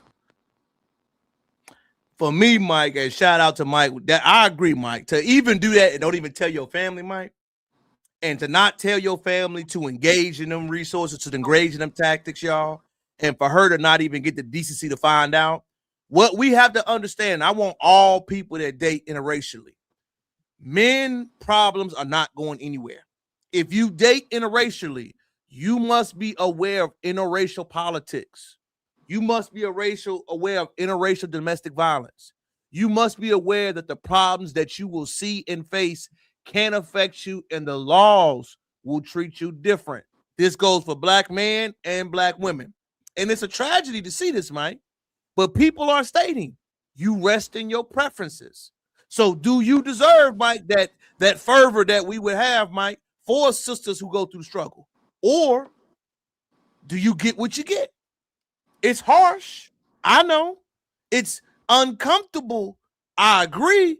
But I also think, Mike, like you said, hey, you aligned yourself with a certain community. You said that brothers wouldn't, we ain't good enough, Mike. We don't want to work, Mike. We don't do nothing but produce baby mamas and baby daddies. All what you said. I want to know, Mike, do you got to live on your words? You got to stand on that in life and in death, my nigga. Sheesh. Mike with it. Mike said you got to stand on life and death. You know what I'm saying? And I agree with that wholeheartedly, man. I do too, Mike. I think the last two great topics we got to tonight, man, Mike, political year is up in the next 2 years. Y'all know we're going to keep y'all abreast of everything. Mike, I want you to look at this list, y'all. The Democratic National Convention, Mike, for 2026, and these are the people that are supposed to go against the Republicans, Mike. Kamala Harris, Governor Westmore, Joshua Shapiro, J.B. Pritzker, Ro Khan, and Pete Buttigieg. Mike, as you see this list for the Democratic Party, and we talk about what things black people need as you see it, what's your thoughts early on in this process now? I don't see anybody that's going to fight for me on there. I may be wrong, but I feel that as Democrats or people that we align with, we need to check the system that we have put in place. We need to check the people that we have voting for us and put them, as Kamala Harris would say, on a transactional standpoint. We need to go to these debates and ask these questions in these people's hometowns and understand who they really were in their careers, in their private life, and growing up. And then we need to understand if they represent the black plight. And if they do not represent the black plight, get them out of here. Love what my dog Mike said. For me, Mike, the presidential list, the first question and the only primary question I'm asking. Reparations. Yes. There you go, Mike. That's Mike. That's the first question on the list. I don't want to hear about anything else in the state of the economy. We are past the college fund. We are past the lift all programs. This the way that you give tangibles out to everyone else. We want the same thing. We want the same understanding. I hear Governor Westmore, Mike. He reminds me of Barack Obama. And I remind people, Mike, we are in the Trump era. Obama will not work. Being along, going along, get along, Mike, not offending nobody. It ain't going to work no more, dog. Obama was the last ever president to say nothing, to do nothing, and get a pass. You're going to have to be controversial. You're going to have to step on toes. You're going to have to say something specifically that we want. If you don't say shh, you won't get shh back in return. That's just the way it's going to go, Mike. So I'm reading this lineup. Go ahead. It has to be, bro. We just have to have somebody that has some fervor. We're in a different time where somebody different won the race, and for lack of a better judgment, the presidency will never be the same again. It will never be dignified. It will never be as it was. So we need to fight fire with fire. We need to have somebody that's young, tenacious, and crazy. The Mike, they over there saying, "No, Mike's Mike good." I hear him, y'all. They said the political decision. You said Jamal is Shapiro. Why do you say that, Jamal? I want to hear you, dog. Break it down for me. Why do you think that Shapiro is the best? I would love to hear it. But as I keep going, like I said, I don't see nothing wrong with what people are saying. But I do think right now, moving forward, no politicians will ever represent the black plight. The only way black people win is to actually focus on what policies improve in your city or state. That's a Fendi fact. I agree with you there. That's a Fendi fact. I just think that as far as, and I'm going to get what Jamal was saying to piggyback off him, the politician that wants to be politically, that doesn't want to have fervor, great word by Mike, that doesn't want to speak on real issues, real topics, If you play it nice, you will lose. The new political normal, the new political strategy to have honest, direct, tough, and engaging conversation is not going to go anywhere. If you try to be like a Westmore, I'm presidential, I'm this, I'm clean cut, I'm not saying shit about real things, I'm being quiet, it ain't going to work. I would vote for Cory. Cory who? You know what I mean? I don't know who Cory is. Cory Booker? What does he talk about? What does he do? What does he believe in? Like Cory I said, Booker just a bald head Obama, cuz. and I think the Obama era is done, y'all. I don't think people understand. I say this all the time, Mike. But Barack Obama is the reason why we have Donald Trump. Barack Obama is the reason why. He's the reason why he's emboldened. He's the reason why we have this type of noisy atmosphere that we have, because he didn't stand on business enough. People do not want to hear political correct conversations. You don't believe me? Look at the news. Look at the youth. Look at the people you see on anywhere. They do not want to hear carbon copy conversations. Honesty, authenticity, transparency is how you will get people to swing. Cookie cutter, be political, shirt tucked in, hi, how you doing? Does not work anymore. I'm telling you, it does not work with the babies. It doesn't. And in our last subject for the night, Mike, you know, we try to end it on a little bit of a hood note, and I believe this is a great conversation. Mike referenced it, Mike. And this is a conversation, y'all. This is mostly for our black men, man. Can you age out of being a street ninja? Let me listen, Mike. What do you do if you're Gucci? I'm taking the loss and I'm letting Pooh Shiesty walk. You want to take a street loss? You want him to take a record label business loss, and you want him to take an insurance money on jewelry loss. Yep, and be happy that you didn't lose your life. You gotta know that comes with it. And I think your man Gucci gamble with signing nothing but hood. Shiesty lives everything that he raps about. He wanted out of the contract or out of the deal. They couldn't come to terms, so he's like, I'm leaving here with something. It said in the paperwork that Gucci identified Pooh Shiesty and Big 30. I understand the street rules. These papers were signed under duress. What would be your reasoning to the rest of the label, to the accountants, to the lawyers? Why would you let him go? He's the hottest thing ever. Why just let him go? He's really out of the lose-lose. What do you do if you're Gucci? I'm taking the loss and I'm letting Pooh Shiesty walk, because karma, you reap what you sow. You went your whole life doing stuff like that. So when it comes to get you, that's just what you got to roll with, bro. You're Gucci, man. The only reason why Pooh Shiesty allegedly handled the situation the way he handled it was because he thought he was handling it with the street. Pooh Shiesty only signed to Gucci because of Big Scar, Pooh Shiesty's cousin. He was signed to Gucci first. When Pooh Shiesty gets locked up, Big Scar dies. He wanted like Big Scar's chains back and wanted everything back. He didn't handle my cousin right when I was in jail. His mom alleges that Gucci took over $20 million from him. Not only are you doing bad business, you're not doing right by my cousin. The way he handled it at the verses with Jeezy, and Jeezy was such an upstanding guy and being like, he wasn't trying to fight fire with fire. Everybody like, oh, Gucci back. Only for some gangster to finally occur and somebody to meet him with that same type of energy and he get the police involved. People just are not fond of that type of behavior. You love signing these hood that shoot like it's nothing. Why would you even present them with something that now they got entertainment lawyers that be like, oh, well, back when you thought he was doing homeboy business, he really was you the whole entire thing. Like, oh, I thought this was my man. Now the street rules and principles kick into his head. You gotta know that comes with it. Let's just say it's somewhere in the ballpark of $2 million. The only way to get that back is to file a report. Are you a civilian or are you a street? Insurance policy. I'm going to kick it off, Mike, before Mike give his music angle. For me, he's 50 years old. Context matters. There are no 50-year-old certified steppers. You can be in the street. You can still be around it, but you do not have as much fervor to go at these youngins. Gucci Man is a father. He's married. Not saying he ain't did no shady things. Not saying that he deserves the I get a pass treatment. But to act like he did not go into that meeting with good intention to meet with a artist who is disgruntled, who came with a businessman, who came with pure intention, who was ambushed, that's different, y'all. It is. We cannot put those same politics on people that grow up. You can't. Love the street, embrace the streets, but this right here is bad business.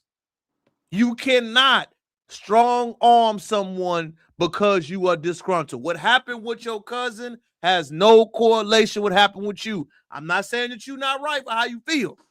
What I am saying is that you cannot put those real laws, real policies on people who are trying to conduct themselves a certain way. And to say ratting, you cannot rat in the street if you're a father, man. Bro. You got kids. Bro. Chop it up, Mike. First of all, you put a gun to my head, robbed me, and kidnapped me in my own studio, and I ain't supposed to tell what happened, nigga. Anybody that thinks that they in a situation like that, my nigga, fuck the streets, nigga. You put a gun to my head, threatened to kill me, made me sign $1 million contract to release you. Nigga, I'm getting it back in legal blood and regular blood. Nigga, fuck you mean, nigga. You know, and how and maybe I'm not a street nigga, bro, but how the fuck is that rat, nigga? You put a gun to my head. There's no fairness in love and war, nigga. There's no fairness. So what you mean to tell me is people expect this man to just chalk that bitch up to a loss? What you got to understand, Mike, that young guy, and the one thing about young men is that they don't understand that life is going to continue to grow on you. I was that way, Mike. Strapper, step on shit, certified. I understood it. But at the same time, y'all, when you have your child, when as you age, when you got people leaning on you, this man is 50, y'all. Half a century. He's Do a you granddad. believe? Come on, Mike. Do y'all really believe that he is a street ninja? Real, truthfully speaking, me and you homies, Pooh Shiesty and Gucci homie. Real, you mean to tell me I kidnap you, put a gun to your head, and do all type of things, and you ain't gonna tell who? Yeah, you know it was me, nigga. Nigga, at that point, you're a menace to society. You feel me? At that point, you're a menace to society. You deserve to be Hold off the up, street. Jamal. Gucci is a low-key loser, runs a label. Every artist is dead or locked up. Stop it. You cannot control what other people do, Jamal. You better stop that. Jamal not lying. But bro, I don't know if I'm gonna lose my street cred or not, but my nigga, you can't put a gun to my head. I'm doing it all type of ways. I'm cooperating and I'm killing your family, nigga. We doing it all. I'm killing your family, I'm cooperating, and I'm suing you. All of it. Jamal here going ham. You cannot dominate. Pooh Shiesty can't negotiate with Upper Burner on me negotiated. Y'all saying the facts. Can we say this, y'all? Gucci is not a certified label owner. He is trying to figure out. Can we keep it funky too, y'all? He's figuring it out on the job. He's had some success. He sees talent. Let's not forget, Jamal. He found Migos. He had Dolph. He had Nicki. He had Flocka. He had OG. OJ the Juice Man. Gucci eyes very much talent, y'all. Don't not forget these things. Yes, but he sees talent. But all those opportunities he gave them to somebody else for their success instead of his own. If Jay-Z is successful, Gucci a loser. Look, man, go ahead, man. I can't. How can y'all call that man a loser, man? After he is tried and true. I didn't say he was the best. I didn't say that he did not have his flaws, but to say he deserved that, y'all, that's harsh, man. That's harsh, man. I mean, that's harsh. And let's he did kick that lady out the Hummer while it was moving. So what he did as a young man still. So you agree with the young guy, Mike? You and Jamal say it's karma. Is that what y'all saying? Is Gucci getting his karma, Mike? Could be. Come on, Mike. So he got his karma. But you can't play. You can't play dirty contract games with people either, though, bro. You gotta know your audience. Was justified. I ain't saying all that. Kidnapping somebody and robbing them is crazy. It's not logical at all. No pushback. Ain't no pushback for me. I think that the times we in, was he mentally prepared to have an artist as successful as Pooh Shiesty? No. I don't Him think and he Pooh was. Shiesty. I think he thought it was gonna fizzle out like everybody else. I think the biggest artists he's have had right now, if you look at diversified success, is Waka Flocka. Walker has had tenure. Walker has. And Walker. I mean, But Gucci. outside of Y'all, can music, y'all not? Go ahead. outside of music success, Waka has great success. He has a cannabis business. He has different diversified brands. You know what I'm saying? Would there ever be a Bleak? We need to be honest with these niggas. Would Bleak? Would ever be Bleak? Would Bleak ever rob Jay-Z? Nah. Nah. I'm not saying he 50-year-old con ball for being in the streets. I'm not saying Gucci does not deserve his criticism, y'all. I'm saying to actually have somebody go to a business meeting with you, up the strap on you, take your wedding ring, your money, your contract, and all that money from you. How is it that they're above criticism? So we're saying that Gucci Man does not deserve that benefit of the doubt. We haven't said he was ambushed. Can we say that, y'all? He was ambushed, Jamal. He was ambushed. Think about your employee feeling like that, and all you can do. They can all do you like that. They can't. I'm just saying there has been a lot of crazy things that has happened to Gucci over and over again. I'm not disputing that. But what I'm saying is a 50-year-old father was robbed, ambushed, hit with a strap, all this shit going on in the world. We talking about what? No, we're using this as a closing argument, brother. We having fun with it. You got to catch on for the rest, Jared. We have context about everything, brother. We do. But let's keep going. I do believe, man, there is a point in life where you can actually age and grow up. You know what I'm saying? And I do not believe once I thought like a child, I was raised like a child, but as I came to a man, I thought differently. You feel what I'm saying? And I do believe the situation is sad. Ain't nobody won, Mike. Ain't nobody won, Jamal.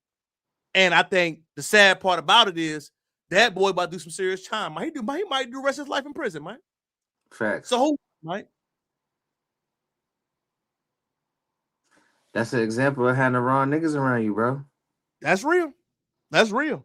That's real, man. Man, Mike, as we close it out with another edition of Live on Sunday, man, thank my dog, Mike. Mike, tell people where they can find you at, what you got cooking up this week, dog.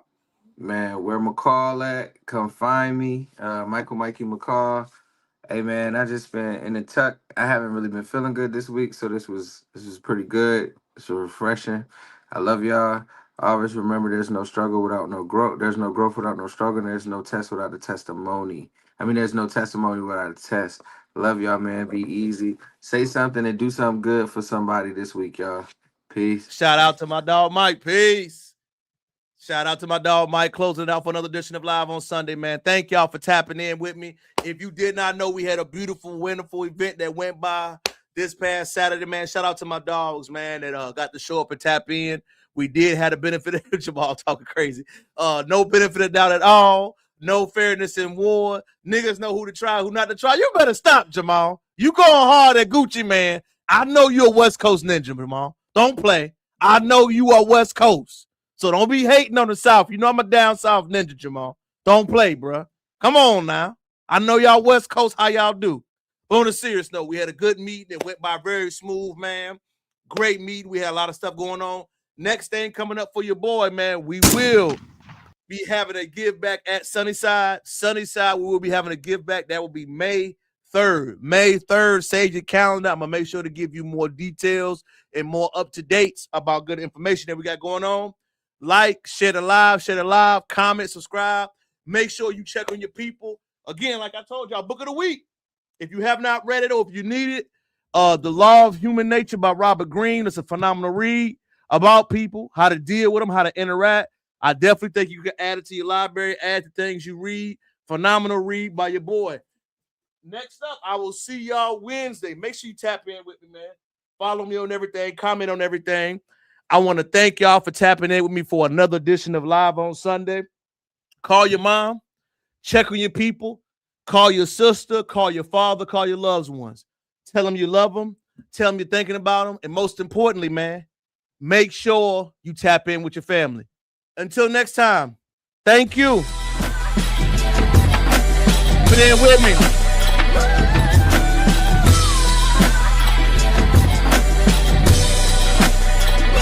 Hold on, y'all. Hold on. You tried to get in. Let me go ahead and drop it again in the chat. We got a person that's been ducking and dodging me for about 2 weeks. You tried to get in. Click it again. Hold on now, y'all. I'm going to stay on a little bit longer for this one. I'm going to give you 3 minutes. Because the way you always talk, Mr. Dip Diamond, that you always talk, I'm going to give you 2 minutes. You always saying something that you got something you got to get off your chest. You got 2 minutes starting now. But let me show y'all how the event went too while we doing it, while we waiting for this person. I'm going to give them a minute. If they don't get in, I'm going to tap in, tap on, off with us. Hold on. Show y'all some of the flyers, some of the good vibes, the good food, the good energy. Let me see if I can show it. It ain't popping up. This person playing, y'all. Until next time. Like this.